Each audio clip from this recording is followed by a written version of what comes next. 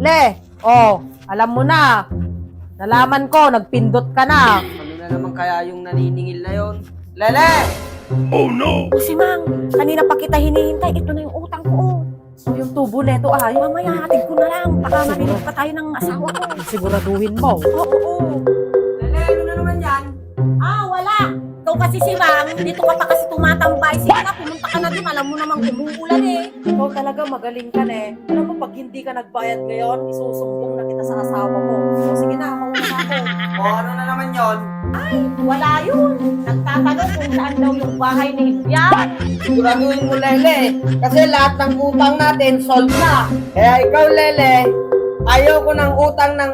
Kaya pag nalaman kong may utang ka, ipagpapalit na kita. Kasi ako, pagod na ako magbayad ng mga utang mo.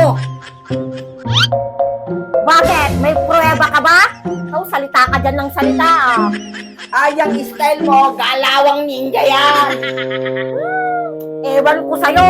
Ano na nga kayo mga anak? Kumain na tayo. Tara na.